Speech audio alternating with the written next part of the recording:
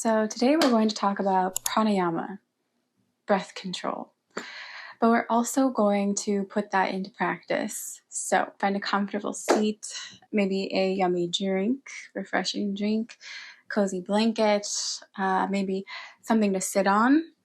I'm sitting on a pillow, a little cushion, even as we're just talking about pranayama, the breath. You might want to find that comfort in your comfortable seat. And when you're ready, let's get into it. Breath is life. So our breathing patterns really correspond to the rhythm of our heartbeat, our pulse. And so you can tell a lot by how you're breathing, what the state of the mind or the mental activity is. So I really love to explain the breath as the gross form of the subtle mind. So we can't see the mind. It's invisible to our eyes, at least. And the breath is that felt sense, of course. We all know what the breath is.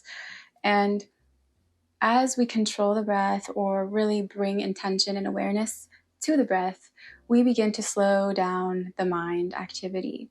So this video and the guidance or the offering of this is really based on the pranayama or the breath control offered in the Yoga Sutras and many other yogic teachings and texts and all this. But that's really the foundation of where I'm getting this information, along with my own experience as well. So in the sutras, Patanjali emphasizes balancing the inhalation and the exhalation. So that means a smooth, steady breath in and a smooth, steady breath out without pause or retention, right? So some breathing practices, we hold the breath. There's that suspension, that sacred pause, as I've heard it explained before. But for beginning a breathing practice, and really just in general, it's important to just have a smooth, rhythmic breathing in, breathing out, without the unconscious holding that most of us really do that, right? We like hold the breath and forget to breathe. And so the foundations, the most essential is to really get that imbalanced first. Now to do that, why is it important? Because as we get into this rhythmic breath, what's actually happening there is our pulse, our heartbeat is becoming synchronized with that rhythmic, steady breath as well. So with a steady breath and a steady heartbeat, the mind kind of follows suit. And everything then, the body, the brain, the mind, the heartbeat, becomes synchronized. And when that happens, that is harmony. That is balance. That is union. And really what we want is that union in the breath, in the steadiness of our breathing, because without that, it's very difficult to do much else, especially in yoga, with asana or meditation or in life. So when our heart is in sync and in rhythm with the breath like this, it sends messages and signals to the nervous system and the brain, and they all start to communicate. And what happens is the brain then communicates to the rest of the body, the glands, while the heart is sending the blood out and circulating the body in a more rhythmic way. And all of this is happening just by following the breath and anchoring the breath in a rhythmic pattern. And so through practice, it becomes more subtle and deeper, and you'll actually begin to feel the breath becoming literally more subtle, less coarse, and more deep. So the emphasis again is on the same, we call this equal parts breathing. So the same count in, same count out for your in and exhale. And the emphasis is also on the deep and slow, steady pattern, right? So we want to stay in the rhythm. We can start very slow and we can progressively add on. So let's say we start with a 4-count inhalation, a 4-count exhalation for 6 cycles or 12 cycles. Then we can go to a 6 counts and then to an 8 counts.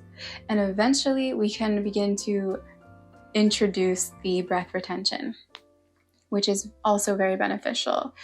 Has its own benefits and everything. But to begin, of course, we want to have that steady rhythmic breath. So we have 2 foundational breathing practices that help with this coming into harmony, right? We have Ujjayi breath and Nadi Shodhana. Ujjayi is our victorious breath. Some call this ocean breath or ocean breathing because it sounds like the ocean when we do this breath. So we are simply breathing into the diaphragm, the chest, and expanding the circumference of the body as we breathe in super deep, filling the lungs. And we have a slight constriction in the back of the throat. This is our Jalandhara Bandha, the throat lock, which helps deepen the breath and also creates that sound of the ocean kind of sound. So I'll just do a cycle here so you can see it and hear it. Hopefully the mic picks it up. So just a regular let go breath there, and then a deep inhale in through the nose and out through the nose, like so.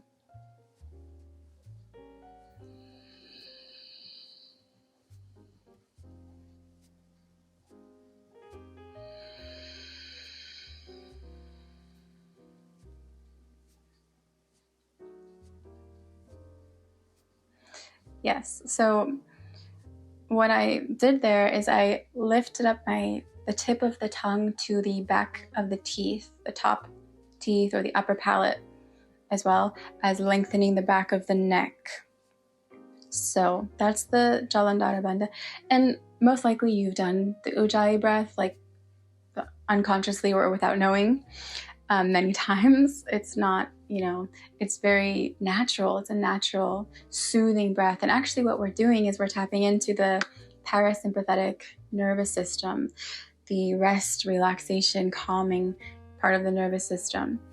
And most of the breathing, or all of the breathing that we're going to be doing today and that I'm really sharing about today, taps into the parasympathetic.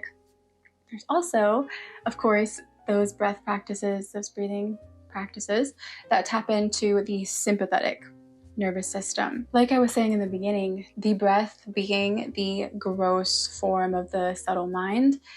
If your breathing, for example, is very rapid or shallow or, vigorous, that's a signal that you are activated in the sympathetic nervous system, that fight or flight, as we call it, but really it's just that more excited, energized state, where when you have a more deep, subtle, calm breath, that is your parasympathetic nervous system. And those two, respectively, have much different effects on the brain and the body. In the more agitated state, the sympathetic nervous system, right, we might have lots of thoughts going on.